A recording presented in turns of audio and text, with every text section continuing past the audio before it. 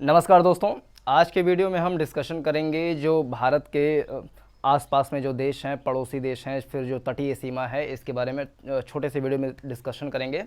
तो सबसे पहले आपसे गुजारिश है कि इस चैनल को तुरंत सब्सक्राइब कर लीजिए और अपने साथियों के साथ शेयर कर दीजिए। तो चलिए वीडियो की शुरुआत करते हैं। जैसा कि आप जानते हैं कि ये PAT, SSC, UPSC, state PC सभी एग्ज़ाम के लिए बहुत ही ज़्यादा कह लें कि उपयोगी है। तो भारत के भूगोल की एक हम श्रृंखला शुरू किए हैं, जिसमें पहला वीडियो हमने अपलोड कर दिया था। उस वीडियो का लिंक जो है आप इस वीडियो के डिस्क्रिप्शन में पा सकते हैं। तो आज की वीडियो का अगर एजेंडा हम देखें तो उसमें हम देख सकते हैं जो सीमा है, सीमा उसके बारे में हम डिस्कशन करेंगे। लेकिन पहले हम सीमा को थोड़ा समझ लें। बॉर्डर, इसको बोलते हैं बॉर्डर। सीमा जो है मुख्य रूप से इसको दो कैटेगरी के रूप में हम बांट सकते हैं। सबसे पहले तो हम सीमा जो होता है बॉर्डर, वो किसी दो देशों के बीच में एक निर्धारित रेखा होती है जिसके उस पार कोई दूसरा देश और इस पार कोई दूसरा देश होता है, इसको सीमा बोलते हैं। सिंपल सी बात है। सीमा जो है एक तरीके से यदि हम बांटे तो वो दो तरीके से हो सकता है। एक स्थलीय सीमा, यानी कि वह सीमा जो स्थल पर अपनी सीमा साझा करती है दो देशों के साथ, जिसको बोलते हैं लैंड बाउंड्री, लैंड बाउंड्री। और दूसरा होता है जलीय सीमा, यानी कि दो देशों के बीच में जो सीमा बन रही है वो जल में बन रही है, जिसको हम बोल सकते हैं कि वाटर बाउंड्री बोल सकते हैं। इसको वाटर बाउंड्री या मरीन बाउंड्री बोल सकते हैं। फिर एक तरीके से सीमा जो है दो प्रकार की हो सकती हैं, दूसरी कैटेगरी के साथ से बांटें। एक हो सकता है प्राकृतिक सीमा, प्राकृतिक सीमा जिसको हम बोल सकते हैं नेचुरल बॉर्डर। और दूसरा हो सकता है कृत्रिम सीमा, कृत्रिम सीमा जिसको हम बोल सकते हैं आर्टिफिशियल बॉर्डर, आर्टिफिशियल बॉर्डर। तो इस तरीके से हम इसका विभाजन देख सकते हैं। सीमा जो होता है एक तरीके से बांटे तो स्थलीय सीमा और जलीय सीमा के प्रकार का होता है, और दूसरे प्रकार से यदि बांटे तो प्राकृतिक और कृत्रिम प्रकार की सीमाएं होती हैं। तो सबसे पहले इन दोनों को थोड़ा सा हम परिचय ले लें। प्राकृतिक सीमा क्या होता है कि जब दो देशों के बीच में कोई पहाड़, पर्वत, नदी, झरना, झील या सागर, इसके कारण से जब विभाजन हो जाता है तो उसको प्राकृतिक सीमा बोलते हैं। जैसे एग्जाम्पल के रूप में हम देखें तो जैसे उत्तराखंड और नेपाल के बीच में जो काली नदी बहती है तो उसको प्राकृतिक सीमा माना जाता है। इसी तरीके से और चीज़ें हम देख सकते हैं, जैसे अराकानियोमा श्रेणी है, उसको म्यांमार और जो उत्तर पूर्वी भारत है उससे अलग करता है, तो ये प्राकृतिक सीमा है। हिमालय पर्वत है तो प्राकृतिक रूप से जो है तिब्बत वाले एरिया को भारत से अलग कर देता है। तो ये सारे प्राकृतिक सीमाओं के अंतर्गत आते हैं। ऐसे ही यदि देखें फ्रांस और स्पेन के बीच में जो एक पर्वत श्रेणी है वो भी जो है उसके बीच में प्राकृतिक सीमा निर्धारित करती है। तो ये सब प्राकृतिक सीमा के अंतर्गत आ जाते हैं। कृत्रिम सीमा मतलब होती है कि जब कोई दो देश आपस में संधि समझौता बैठक करके ये एक लाइन ड्रॉ कर लेते हैं, जो कृत्रिम लाइन होती है, उस पर बाड़ा खींच करके दो देशों के बीच का सीमा निर्धारण हो जाता है, तो वो होता है कृत्रिम सीमा। इसी में एक प्रकार की नई सीमा का कहने की कॉन्सेप्ट आया है जिसको बोलते हैं डिजिटल बाउंड्री। डिजिटल बाउंड्री वह बाउंड्री होती है जो दो देशों के बीच में डिजिटली रूप से डिवाइड होती है। यानी जैसे मैक्सिको है और यूएसए है, तो इसको बीच में जो है डोनाल्ड ट्रंप जी ने डिजिटल बॉर्डर बनाने का बात कहा था। जैसे ये यूएसए है, यूनाइटेड स्टेट्स ऑफ अमेरिका, ये हरा वाला, इसके नीचे पीला वाला ये मैक्सिको है। तो इसका जो बॉर्डर है यहाँ पर डिजिटल बॉर्डर बनाने की बात राष्ट्रपति डोनाल्ड ट्रंप जी ने की थी। तो इसमें क्या होगा कि बॉर्डर पर जो है ड्रोन वगैरह लगाए जाएंगे, कैमरा लगाए जाएंगे और कुछ ऐसे सेंसर लगाए जाएंगे, ताकि अगर मैक्सिको से कोई अगर यूएसए में आता है तो उसको तुरंत सेंसर करके पता कर सके कि कोई दूसरे देश से हमारे यहाँ पर आ रहा है। तो उसको बोलते हैं डिजिटल बॉर्डर। तो इन दोनों से कोई ख़ास मतलब है नहीं, लेकिन हम सबसे पहले जो विश्व स्तर पर कुछ सीमाएँ हैं उसको हम देख लें एक एक करके। उसमें से जैसे एक सीमा हम जानते होंगे आप, जिसको बोलते हैं मैन रहीन सीमा। आप एक एक पॉइंट करके नोट कर सकते हैं। एक सीमा है मैन रहीन सीमा, मैन रहीन सीमा। ये किन दो देशों के बीच में पड़ता है? तो मैन रहीन सीमा जो रूस है, जिसको रशिया बोलते हैं, रूस और एक देश है जिसका नाम है फिनलैंड। तो रूस और फिनलैंड के बीच में जो है, रूस और फिनलैंड, इसके बीच में जो सीमा रेखा है उसका नाम क्या है? उसका नाम है मैन रहीन सीमा रेखा। अगर हम मैप में देखें तो जैसे ये पीला पीला पूरा यूएसए है, यूएसए है, फिर यहाँ पर ये फिनलैंड है, आप मैप में देख सकते हैं, यहाँ पे देखिए फिनलैंड लिखा हुआ है। तो ये रसिया, सॉरी यूएसए अगर बोल दिया हो तो, ये रसिया और फिनलैंड के बीच में ये जो सीमा रेखा बन रही है इसी का नाम है मैनरहीन सीमा रेखा। इसके बाद हम दूसरा आ जाते हैं जिसका नाम है Maggie not Rekha. Maggie not Rekha, एक मैनरहीन हो गया, दूसरा है मैगी नॉट रेखा। तो मैगी नॉट रेखा कहाँ पर है, तो ये फ्रांस और जर्मनी के बीच में है। मैगी नॉट रेखा फ्रांस द्वारा खींची गई थी और ये फ्रांस और जर्मनी के बीच में पड़ता है। तो ये थोड़ा अंतर्राष्ट्रीय स्तर पर हम कुछ सीमाएं देख लें, थोड़ा सा ये इंपॉर्टेंट हो जाते हैं। फिर इसके बाद आते हैं जो 24वीं समांतर रेखा जो है, जो अगर हम पृथ्वी को अक्षांशीय विस्तार के रूप से देखें तो 0 डिग्री, फिर उसके ऊपर 1 डिग्री, 2 डिग्री, 23.5 डिग्री उत्तरी अक्षांश ऐसे करके आता है।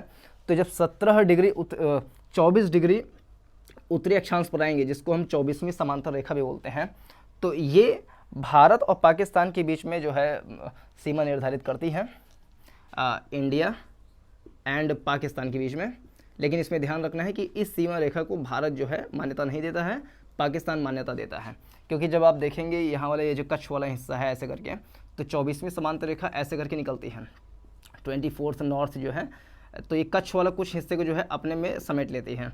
तो पाकिस्तान कहता है कि ये कच्छ का कुछ हिस्सा जो है वो पाकिस्तान का है, जो कि भारत इस बात को मान्यता नहीं देता है। तो 24वीं समांतर रेखा ये है जिसका भारत जो है मान्यता नहीं देता है और पाकिस्तान इस सीमा रेखा को मानता है।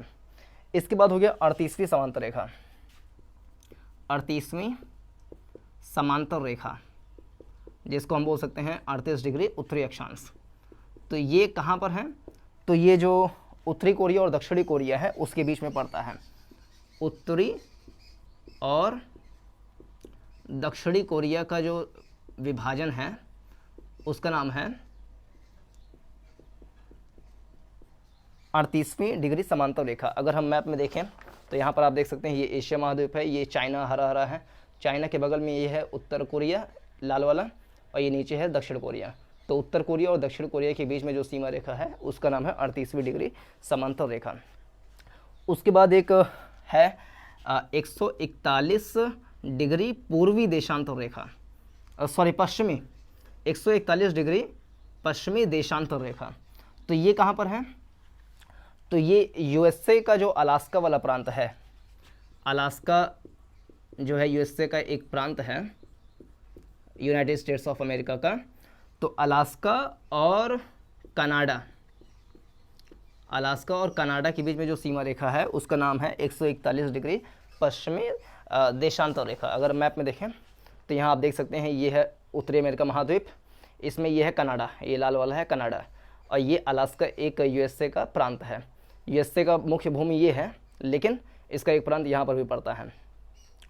तो ये जो लाइन जा रही है ऐसे खड़ी खड़ी, तो ये 141 डिग्री पश्चिमी देशांतर रेखा है जो अलास्का यूएसए के प्रांत को कनाडा से अलग करता है। तो ये एक लाइन हो गई। फिर इसके बाद आ जाता है 49वीं समांतर रेखा। एक है 49वीं समांतर रेखा। समांतर रेखा जब भी बोला जाता है तो इसका मतलब होगा अक्षांश रेखा, समांतर रेखा।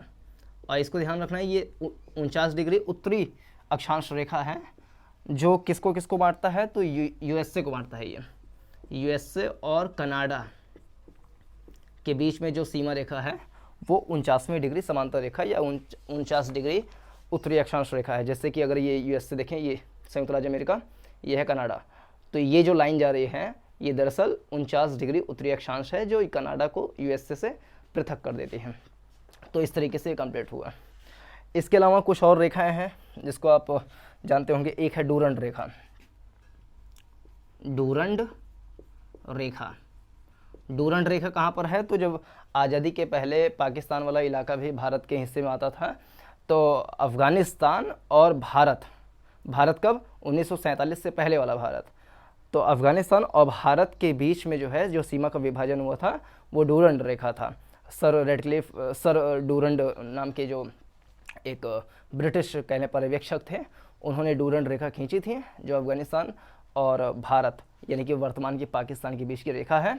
और डूरंड रेखा भारत से 80 किलोमीटर की सीमा साझा करता है लद्दाख वाले जो पीओके का इलाका है वहाँ पर। तो डूरन रेखा भारत से भी लगता है, जो कि 80 किलोमीटर का सीमा रेखा साझा करता है, और बाकी सीमा रेखा जो है वो अफगानिस्तान और पाकिस्तान के बीच में वर्तमान में हो गया है। तो ये है अपना डूरन रेखा। तो डूरन रेखा देखें तो ये अफगानिस्तान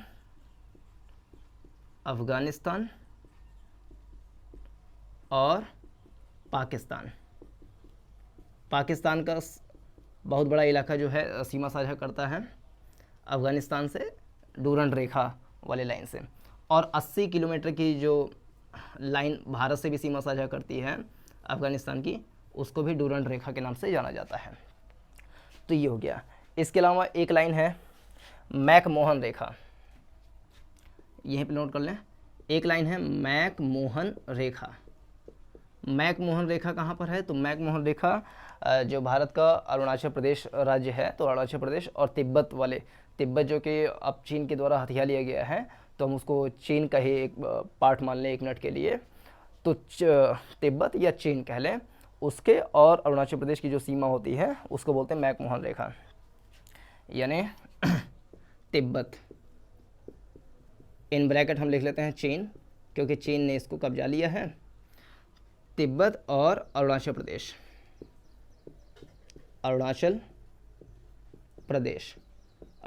कहने का मतलब है कि भारत का हिस्सा।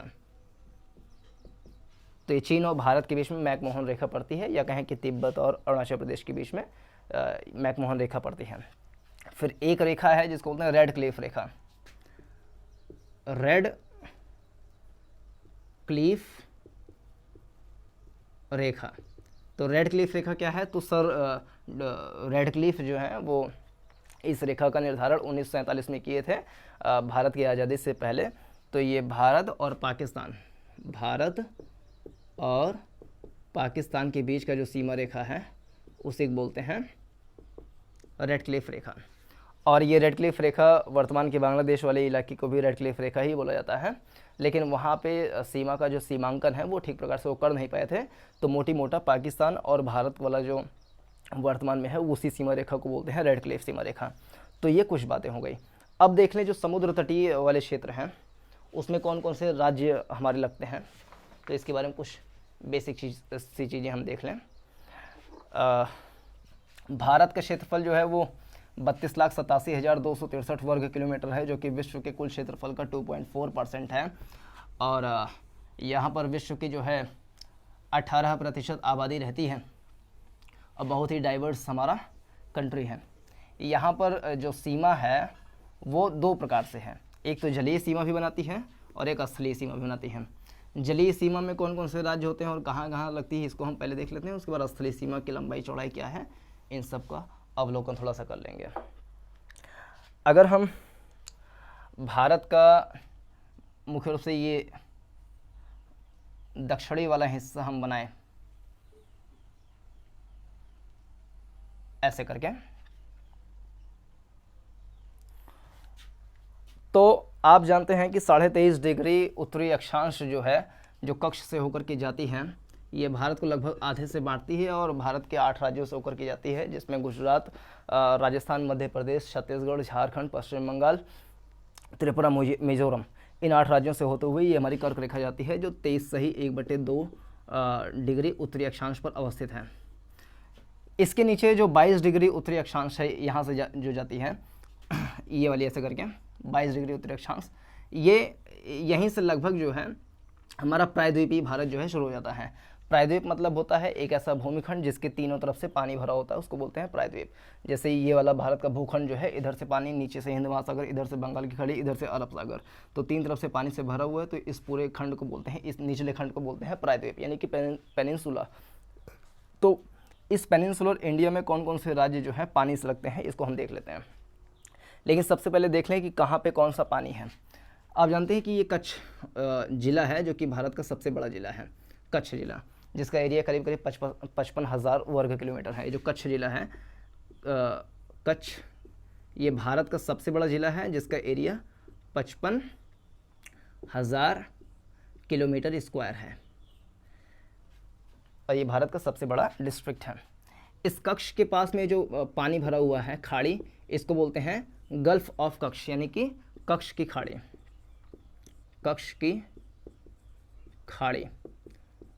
और फिर यहाँ पे जो पानी भरा हुआ है इस अंदर सकरे वाले हिस्से में, तो इस जल क्षेत्र को बोलते हैं खंभात की खाड़ी। खंभात की खाड़ी। फिर यहाँ सब जो पूरा ये पानी भरा हुआ है इसको बोलते हैं अपना अरब सागर। अरब सागर। फिर यहाँ पर जानते हैं कि अपना वो लक्षद्वीप है जिसमें 36 द्वीप हैं, और पूरे अरब सागर में कुल मिला के 43 द्वीप हैं, लेकिन अगर लक्षद्वीप में देखें तो ये 36 द्वीपों का एक समूह है जिसको लक्षद्वीप समूह बोलते हैं। इसके पूर्वी हिस्से में और केरल के पश्चिमी हिस्से में जो पानी भरा होता है इस जलीय क्षेत्र को क्या बोलते हैं, तो इसको बोलते हैं मालाबार सी, मालाबार सागर। मालाबार सागर।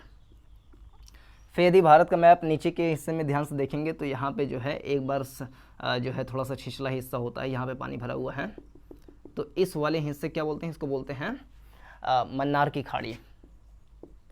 मन्नार की खाड़ी।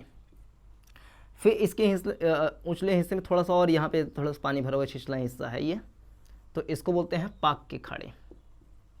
पाक की खाड़ी। फिर ये सारा सारा जितना हिस्सा यहाँ पर भरा हुआ है पानी से इसको बोलते हैं बंगाल की खाड़ी। बंगाल की खाड़ी। एक चीज़ ध्यान रखना है कि इस बंगाल की खाड़ी को बोलते हैं bay of Bengal. Bay of Bengal.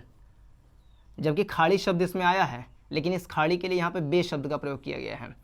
यहाँ पर भी खाड़ी शब्द आया है, लेकिन यहाँ पे खाड़ी के लिए हम गल्फ शब्द का प्रयोग करते हैं, GULF।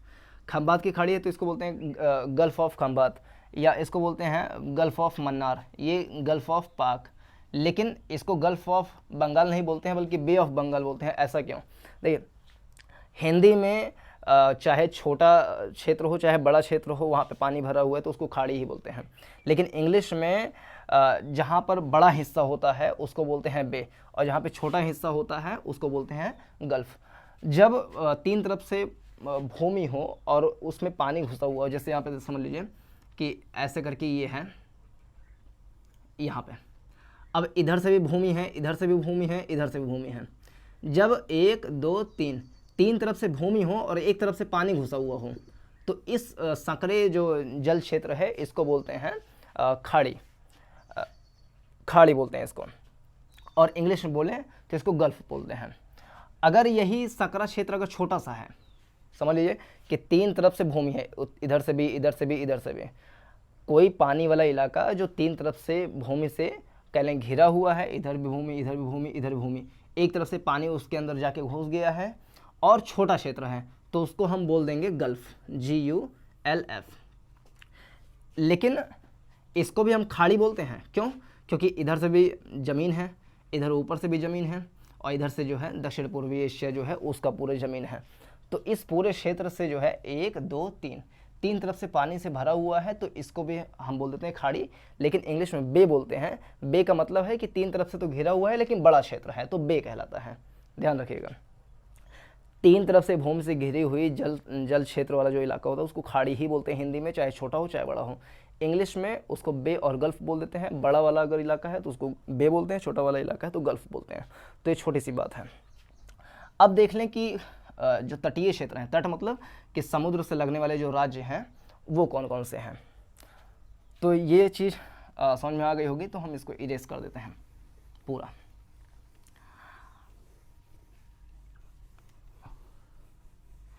नौ राज्य जो हैं वो तट से लगते हैं हमारे। सबसे पहला तो गुजरात।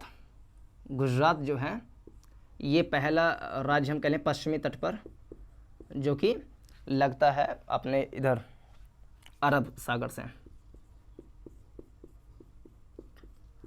और गुजरात ऐसा राज्य है जो स्थल सीमा भी साझा करता है, जलीय जो तट है वो भी साझा करता है। जैसे जो कच्छ वाला इलाका है ये पाकिस्तान से सीमा साझा करता है, जबकि एक जो सौराष्ट्र वाला इलाका है वो सारा जल से सीमा साझा करता है। तो गुजरात ऐसा राज्य है जो स्थलीय सीमा और जो जलीय तट है दोनों से सीमा साझा करता है। तो गुजरात एक राज्य हो गया जो समुद्र से सीमा साझा करता है। फिर दूसरा राज्य है महाराष्ट्र, महाराष्ट्र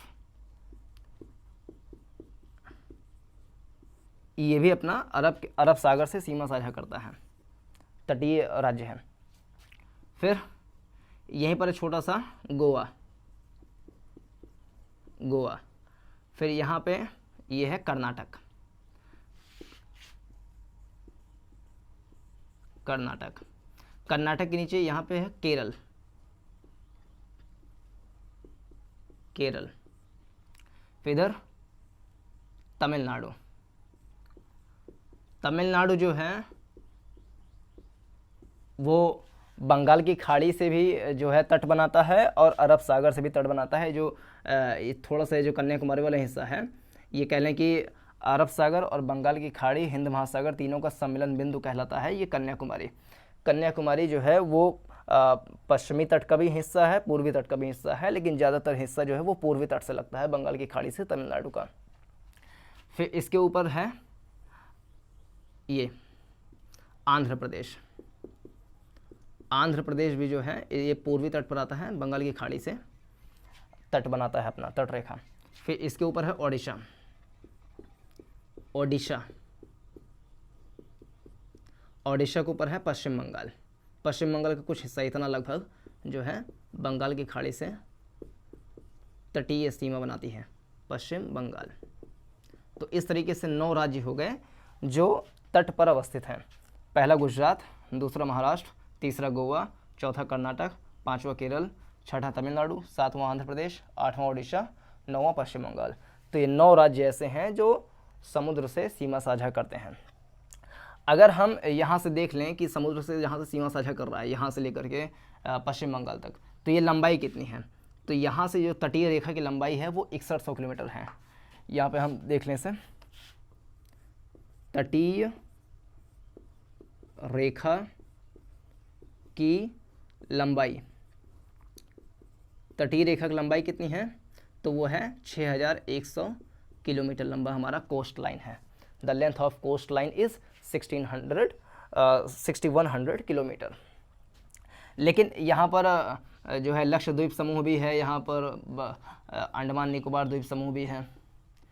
तो हर एक द्वीपों का अपना भी तट रेखा होगा, इसकी लंबाई, इसके तट की लंबाई होगी, हर एक द्वीप का अपने तट की लंबाई होगी। लक्षद्वीप का भी जो जितने भी द्वीप हैं इसके तट की लंबाई होगी। तो लक्षद्वीप और अंडमान निकोबार द्वीप समूह यानी द्वीपों सहित अगर तटीय रेखा की लंबाई देखें तो द्वीपों सहित तटीय रेखा की लंबाई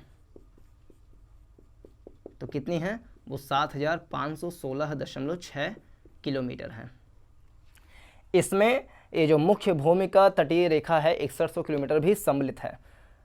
तो मुख्य भूमिका तटीय रेखा और जो द्वीप समूह है इसके तटीय रेखा की दोनों की लंबाइयों को अगर जोड़ लेंगे तब 7516.6 किलोमीटर आता है। तो ये अपना ये फैक्ट हो गया। पानी में जो लक्षद्वीप है वो पूरी तरीके से कह लें अरब सागर में अवस्थित है और अंडमान निकोबार द्वीप समूह जो है वो बंगाल की खाड़ी में अवस्थित है। बंगाल की खाड़ी और अरब सागर दोनों ही जो है हिंद महासागर का एक विस्तारित रूप है। जो आसपास के क्षेत्र में पानी रहता है उसको हम सागर की संज्ञा दे देते हैं, खाड़ी इन सब की संज्ञा दे देते हैं। तो ये था अपना तटीय वाला इलाका। अब देख लें कि स्थलीय जो भारत के कौन कौन से राज्य जो है स्थल से सीमा साझा करते हैं। तो जलीय वाला ये खत्म हो गया। अब देख लें स्थल से कौन कौन से राज्य हमारे सीमा साझा करते हैं और उनकी लंबाई क्या है। एक चीज़ को ध्यान रख लें कि सबसे लंबा कोस्ट लाइन किसका है? सबसे लंबा कोस्ट लाइन किसका है? तो गुजरात का है। गुजरात की जो तट रेखा है वो सबसे लंबी है। दूसरे नंबर पर देखें तो दूसरे नंबर पर आंध्र प्रदेश की तट रेखा है। सेकंड नंबर पर आंध्र प्रदेश है। फर्स्ट नंबर पर तट रेखा की लंबाई जो है गुजरात की है और तीसरे नंबर पर सबसे लंबी तट रेखा जो है तमिलनाडु के पास है। गुजरात के पास करीब करीब 1600 किलोमीटर के आसपास जो है तट रेखा की लंबाई है। फिर दूसरे नंबर पर आंध्र प्रदेश, तीसरे पे तमिलनाडु आ जाता है। सबसे छोटा तट रेखा जो है वो गोवा के पास है। सबसे छोटा तट रेखा गोवा के पास है और गोवा भारत का सबसे छोटा राज्य भी है। सबसे बड़ा राज्य है राजस्थान, सबसे बड़ा जिला है कच्छ, सबसे छोटा जिला है माहे। माहे जो है वो पांडिचेरी जो यूनियन टेरिटरी है उसका ही एक कह लें कि एक क्षेत्र है, उसका ही एक कैलेंडर टेरिटरी है। जो पौंडीचेरी यूनियन टेरिटरी है उसके 4 इलाके हैं, एक खुद पौंडीचेरी, एक कराईकल, यनम और एक माहे। तो एक काम करें कि हम इसी वक्त उसको भी देख लें। जैसे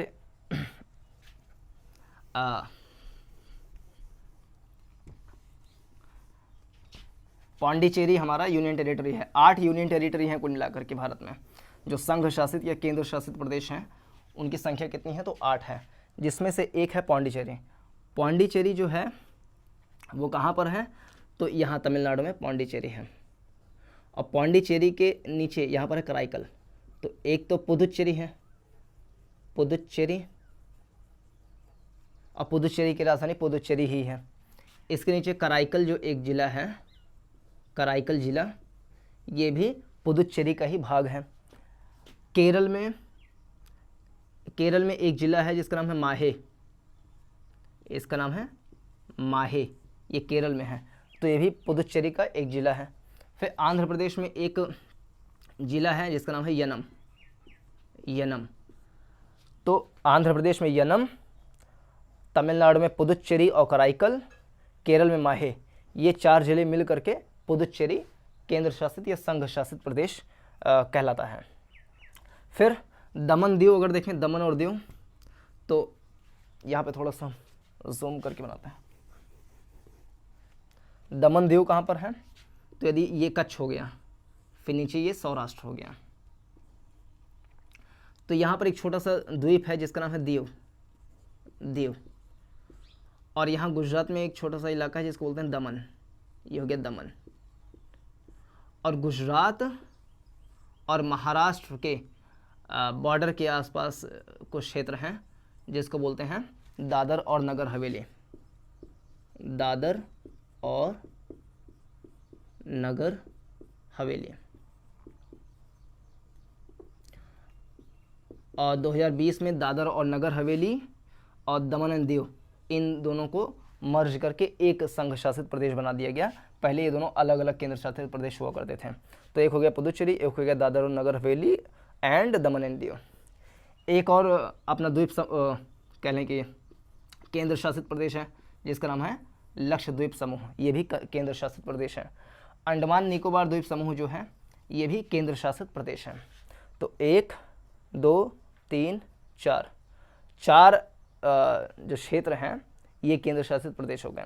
इसके अलावा एक चंडीगढ़ है, फिर एक दिल्ली है, वो भी केंद्र शासित प्रदेश है। इसके अलावा चंडीगढ़ हो गया, तो ये सारे जो क्षेत्र हैं वो अपना केंद्र शासित प्रदेश के अंतर्गत आएंगे। चलिए अब हम देख लेते हैं कि जो स्थलीय सीमा बनाती हैं, स्थलीय सीमा कहाँ कहाँ से बनती है और उसकी लंबाई क्या क्या है। भारत की जो स्थलीय सीमा है उसकी लंबाई 15,200 किलोमीटर है, 15,200 किलोमीटर। तो पहले नोट कर लें, भारत की स्थलीय सीमा की लंबाई कितनी है, तो वो है 15,200 किलोमीटर। और किस किस देश से सीमा साझा करती है भारत की स्थल सीमा, तो पश्चिम में जो है पश्चिम और पश्चिमोत्तर में पाकिस्तान, और थोड़ा सा हिस्सा 80 किलोमीटर का अफ़गानिस्तान के साथ, फिर एक बड़ा हिस्सा जो है उत्तर, फिर उत्तर पूर्व में भी चीन के साथ लगता है, फिर उत्तर में नेपाल भूटान के साथ भी लगता है, बांग्लादेश के साथ भी हमारी सीमा साझा होती है, म्यांमार के साथ भी होती है। तो ये हमारे कुछ स्थलीय देश हैं जो भारत से स्थलीय सीमा साझा करते हैं। इसको हम थोड़ा सा मैप के द्वारा भी देख लें।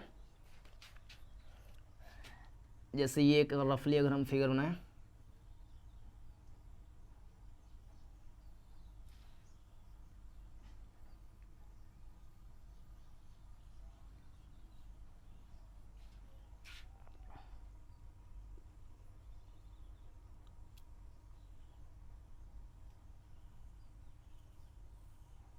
इस तरीके से, तो यहाँ गुजरात से ये है अपना यहाँ पे पश्चिम में पाकिस्तान, पाकिस्तान की राजधानी है इस्लामाबाद, जो कि यहाँ से शुरू होता है, ऐसा करके आता है और ऐसा ऐसा करके बलूचिस्तान वाले से होते हुए कच्छ से आके लग जाता है। तो ये हो गया पाकिस्तान। फिर एक लैंड लॉक्ड कंट्री यानी भू आवेष्टित देश है जिसका नाम है अफ़गानिस्तान। अफ़गानिस्तान भी जो है भारत के साथ सीमा साझा करता है। इसकी राजधानी है काबुल, अफ़गानिस्तान। फिर यहाँ से ले करके पूरा बड़ा सा ऐसे चीन जाता है, जो कि यहाँ पे आकर के लग जाता है, पूरा ऐसे घूमते घूमते आएगा, यहाँ पे लग जाता है। ये बड़ा सा चीन है। चीन भारत से जो है सीमा साझा करता है उत्तर में। फिर नेपाल, नेपाल भी भारत से सीमा साझा करता है। यहाँ पे भूटान है, ये बांग्लादेश है, फिर यहाँ पे म्यांमार है। चीन की राजधानी बीजिंग है, जो कि यहाँ पे पूर्वी वाले क्षेत्र में अवस्थित है। नेपाल की राजधानी काठमांडू है। भूटान की राजधानी टिम्फू है। म्यांमार की राजधानी नेपैताओ है। बांग्लादेश की राजधानी ढाका है। टका यहाँ की मुद्रा है। म्यांमार की मुद्रा है क्यात। नेपाल की मुद्रा है रुपया। चीन की मुद्रा है रेनमिन्सबी, या कभी कभी उसको युआन बोल देते हैं। पाकिस्तान की मुद्रा है पाकिस्तानी रुपया। तो इस तरीके से यहाँ पे मुद्राएं भी हो गई। अब पाकिस्तान से भारत के कौन कौन से राज्य सीमा साझा करते हैं? तो पहला राज्य हो गया गुजरात, ये भारत से पाकिस्तान से सीमा साझा करता है। फिर राजस्थान, ये बड़ा सा राज्य, राजस्थान भारत का सबसे बड़ा राज्य है, फर्स्ट बिगेस्ट या the biggest state in India, उसका नाम है राजस्थान। राजस्थान, ये गुजरात। तीसरा राज्य है पंजाब, पंजाब भी पाकिस्तान के साथ सीमा साझा करता है। फिर इधर जम्मू कश्मीर, जम्मू कश्मीर जो है वो राज्य नहीं है, जम्मू कश्मीर एक यूनियन टेरिटरी है, यूनियन टेरिटरी विद लेजिस्लेचर, यानी कि ऐसा केंद्र शासित प्रदेश जहाँ पर विधानसभा भी है, जैसे कि दिल्ली में भी विधानसभा है और यूनियन टेरिटरी भी है। तो जम्मू कश्मीर भी पाकिस्तान के साथ सीमा साझा करता है। और ये हो गया अपना लद्दाख, लद्दाख, लद्दाख भी सीमा साझा करता है पाकिस्तान के साथ। जम्मू कश्मीर और लद्दाख ये दोनों केंद्र शासित प्रदेश हैं। तो 1 2 3 तीन राज्य हैं जो पाकिस्तान के साथ सीमा साझा करते हैं, गुजरात, राजस्थान, पंजाब। 2 यूनियन टेरिटरी हैं जम्मू और कश्मीर जो पाकिस्तान के साथ सीमा साझा करते हैं। तो ये हो गया। फिर उसके बाद आ जाता है चीन, चीन के साथ सीमा साझा करता है लद्दाख।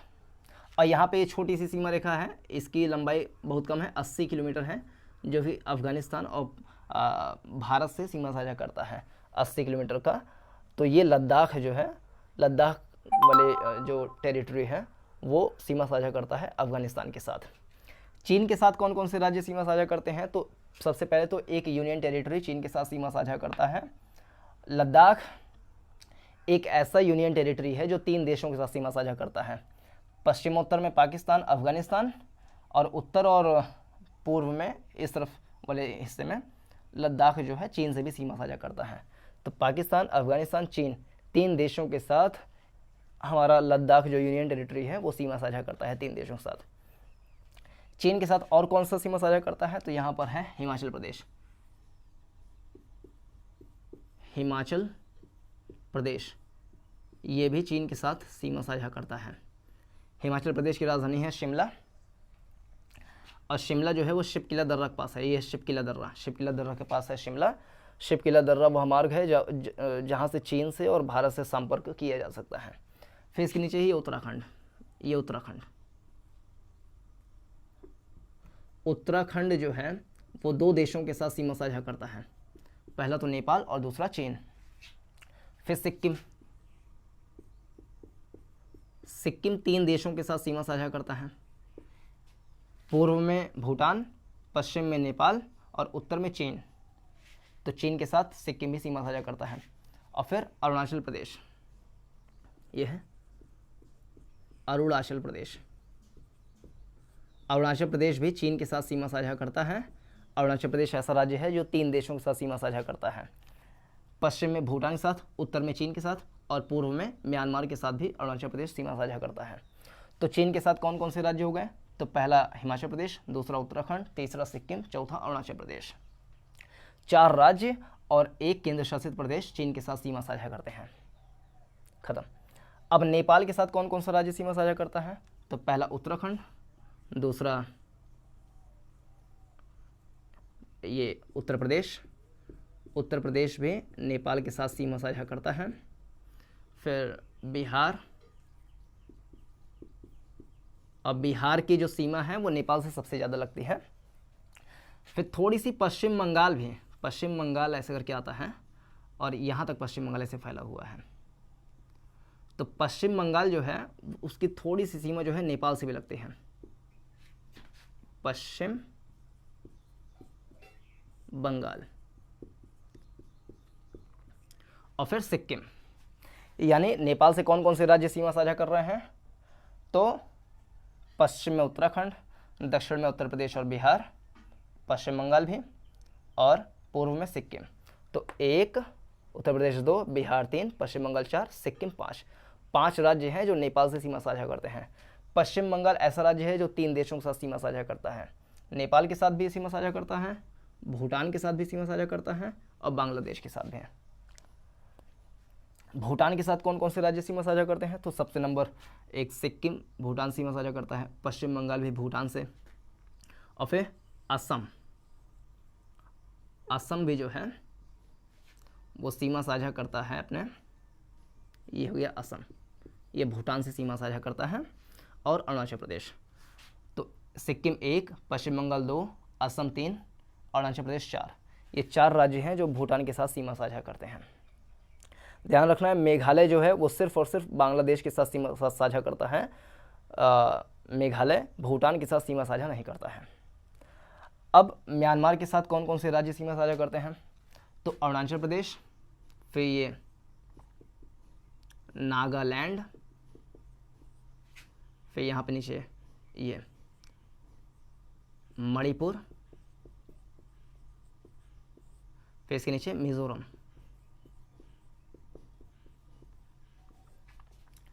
तो 4 राज्य हैं, अरुणाचल प्रदेश, नागालैंड, मणिपुर, मिजोरम। ये 4 राज्य म्यांमार के साथ सीमा साझा करते हैं। फिर आ गया बांग्लादेश। बांग्लादेश के साथ कौन कौन से राज्य सीमा साझा करते हैं? तो सबसे पहले पश्चिम बंगाल सीमा साझा करता है, दूसरे नंबर पर मेघालय, ये है मेघालय, तीसरे पर त्रिपुरा, ये जो छोटा सा है इसका नाम है त्रिपुरा, फिर मिजोरम। तो पश्चिम बंगाल 1, मेघालय 2, त्रिपुरा 3, मिजोरम 4।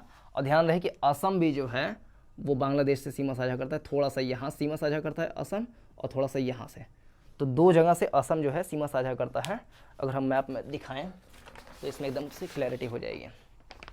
ये देखिए, ये है बांग्लादेश, फिर यह है असम। असम में यहाँ पे थोड़ा सीमा साझा कर रहा है बांग्लादेश के साथ और थोड़ा सा यहाँ से सीमा साझा कर रहा है बांग्लादेश के साथ।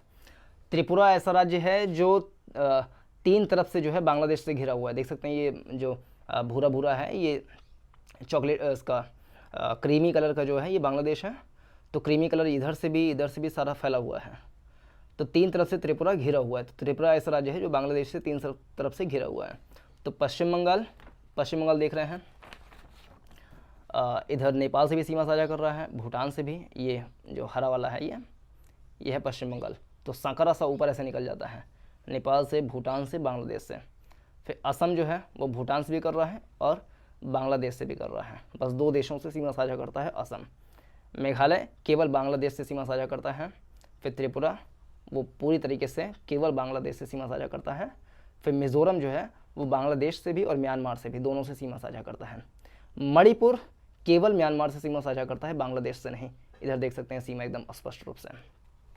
तो ये सारी अपनी सीमाएं होंगी, कौन सी चीज़ें कहाँ से लगती हैं। अगर हम मैप में एकदम स्पष्ट रूप से आप फिर से रिकॉल कर लें कौन सी चीज़ें कहाँ पर हैं। यह है पाकिस्तान, यहाँ पर देखने एकदम स्पष्ट रूप से ये है पाकिस्तान। फिर ये गुजरात, इधर ये लाल वाला राजस्थान, फिर ऊपर पंजाब, जम्मू कश्मीर, फिर लद्दाख। ये वाले क्षेत्र हैं जो पाकिस्तान से कर रहे हैं। फिर इधर चीन है, चीन के साथ देख सकते हैं लद्दाख है, फिर हिमाचल प्रदेश है, उत्तराखंड, यूपी, बिहार, पश्चिम बंगाल, सिक्किम। नेपाल के साथ उत्तराखंड, उत्तर प्रदेश, बिहार, पश्चिम बंगाल, सिक्किम। भूटान के साथ सिक्किम, पश्चिम बंगाल, असम, अरुणाचल प्रदेश। बांग्लादेश के साथ पश्चिम बंगाल, असम, मेघालय, त्रिपुरा, मिजोरम। और म्यांमार के साथ अरुणाचल प्रदेश, नागालैंड, मणिपुर, मिजोरम। तो ये राज्य सीमा साझा कर रहे हैं। अब देख लें हर एक राज्य की मतलब जो देश हैं वो कितना लंबा सीमा साझा करते हैं, इसको पॉइंट टू पॉइंट देख लें। सबसे लंबा जो असली सीमा साझा करता है वो है बांग्लादेश। बांग्लादेश की असली सीमा की लंबाई है वो है 4096 किलोमीटर। एक चीज़ ध्यान रहे कि पूरे के पूरे असली सीमा की लंबाई कितनी है, 15,200 किलोमीटर। 15,200 किलोमीटर ये पूरे पूरे असली सीमा की लंबाई है, जिसमें से सबसे ज़्यादा लंबा असली सीमा बनाता है बांग्लादेश, 4096 किलोमीटर भारत से। दूसरे नंबर पर सबसे लंबा कौन सा बनाता है, तो दूसरे नंबर पर बनाता है चीन। चीन जो सीमा बनाता है वो इधर लद्दाख से भी बना रहा है, हिमाचल प्रदेश, उत्तराखंड, सिक्किम, अरुणाचल प्रदेश। तो इन सब राज्यों से मिला करके जो चीन का सीमा साझा करता है भारत के साथ, उसकी लंबाई कितनी है, तो उसकी लंबाई है 3917 किलोमीटर। यानी चीन भारत के साथ 3917 किलोमीटर लंबा सीमा साझा करता है। तीसरे नंबर पर आता है पाकिस्तान। पाकिस्तान के सीमा की लंबाई भारत के साथ कितनी है, तो वो 3310 किलोमीटर है, 3310 किलोमीटर। फिर चौथे स्थान पर आता है नेपाल। नेपाल का भारत के साथ सीमा साझा कितना होता है, तो वो 1752 किलोमीटर, 1752 किलोमीटर। फिर इसके बाद आता है म्यांमार। म्यांमार का जो है अरुणाचल प्रदेश, इन सब राज्यों से सीमा साझा होता है। अरुणाचल प्रदेश, नागालैंड, मणिपुर, मिजोरम, 4 राज्यों से सीमा साझा होता है म्यांमार के साथ। और म्यांमार और भारत के बीच में जो सीमा रेखा की लंबाई है वो है 1458 किलोमीटर। अरुणाचल प्रदेश म्यांमार से सबसे लंबी सीमा साझा करता है, ये भी ध्यान रहे। उसके बाद आ जाता है अपना ये भूटान। भूटान का भारत के साथ जो सीमा साझा है वो 587 किलोमीटर है। 587 किलोमीटर लंबा सीमा साझा करता है भूटान भारत के साथ। फिर सबसे छोटा जो सीमा साझा करता है वो देश है अफगानिस्तान। अफगानिस्तान के साथ मात्र 80 किलोमीटर की सीमा साझा होती है। अगर परसेंटेज के हिसाब से देख लें तो कौन से देश कितना परसेंटेज सीमा साझा करते हैं भारत के साथ, तो उसको भी हम पॉइंट टू पॉइंट देख लें। अगर बांग्लादेश देखें तो वो 26.95% सीमा साझा करता है। 4096 किलोमीटर सीमा साझा करता है, किलोमीटर के सेंस में बात करें। अगर परसेंट में देखें तो वो करीब करीब 26.95% जो है बांग्लादेश की सीमा लगती है भारत के साथ। फिर चीन के साथ देखें तो उसकी सीमा लगती है 25.77%, यानी 1/4 जो सीमा साझा है वो चीन के साथ होती है भारत की, 25.77। उसके बाद पाकिस्तान देखें तो 21.78%, 21.78% सीमा साझा होता है पाकिस्तान का भारत के साथ, और किलोमीटर सेंस में 3310 किलोमीटर। उसके बाद आ जाता है नेपाल। नेपाल का 11.53 किलोमीटर में 1752 किलोमीटर, और उस तरीके से देखते हो 11.53% सीमा साझा होता है नेपाल का भारत के साथ। फिर आ जाएगा भूटान, म्यांमार आ जाएगा फिर 9.59 किलोमीटर। म्यांमार की लंबाई 1458 किलोमीटर है भारत के साथ, लेकिन परसेंटेज के हिसाब से देखें तो 9.59% सीमा साझा होता है म्यांमार का भारत के साथ। और फिर भूटान देखें तो उसका है 3.89%। भूटान की सीमा रेखा की लंबाई है भारत के साथ 587 किलोमीटर, परसेंट के हिसाब से देखें तो 3.89%। और अफगानिस्तान के 80 किलोमीटर सीमा साझा होती है लद्दाख यानी कि भारत के साथ, और इसका परसेंट के हिसाब से देखें तो 0.52% सीमा साझा होता है अफगानिस्तान का भारत के साथ। तो इस तरीके से ये सारा सारा सीमा साझा वाली डिस्कशन मेरे ख्याल से हो गया है। सबसे बड़ा राज्य जो है राजस्थान है, दूसरे नंबर पर बड़ा राज्य है मध्य प्रदेश, तीसरे पे है महाराष्ट्र, चौथे पे है अपना उत्तर प्रदेश। जब 2 जून 2014 को आंध्र प्रदेश से तेलंगाना अलग होकर के राज्य बना था, तो उसके पहले चौथे नंबर पर आंध्र प्रदेश राज्य हुआ करता था, चौथे नंबर पर सबसे बड़ा। लेकिन जब 2 जून 2014 को तेलंगाना राज्य भी बन गया, तो चौथे नंबर पर सबसे बड़ा राज्य आ गया अपना उत्तर प्रदेश। और 5वें नंबर पर सबसे बड़ा राज्य हुआ करता था जम्मू एंड कश्मीर, लेकिन ये जब 2 यूटीज़ में बढ़ गया तो ये 5वें नंबर का तब का इसका हट गया। तो 4 बड़े राज्य ध्यान रहे, पहले पे राजस्थान, दूसरे पे मध्य प्रदेश, तीसरे पे महाराष्ट्र, चौथे पे उत्तर प्रदेश, एरिया के हिसाब से। अगर जनसंख्या के हिसाब से देखें तो सबसे बड़ा राज्य अपना है उत्तर प्रदेश, इसकी आबादी करीब करीब 24 करोड़ है। फिर दूसरे नंबर पे बिहार आ जाएगा, तीसरे पे महाराष्ट्र आ जाएगा, इस तरीके से। सबसे कम आबादी है सिक्किम की। सबसे छोटा राज्य है गुजरात एरिया के हिसाब से, और जनसंख्या के हिसाब से सबसे छोटा राज्य है सिक्किम। तो इस तरीके से सारी बातें होगी। सबसे छोटा जिला है माहे, सबसे बड़ा जिला है कच्छ जो कि गुजरात में है।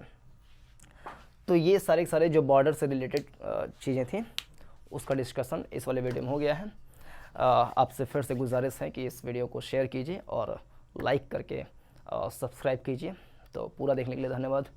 इसके अगले वाले वीडियो में हम जो अन्य टॉपिक्स हो सकते हैं, जैसे कि हम एक एक देश के साथ क्या डिस्प्यूट्स हैं बॉर्डर के, उसको एक एक देश का लेकर के हम अध्ययन कर लेंगे।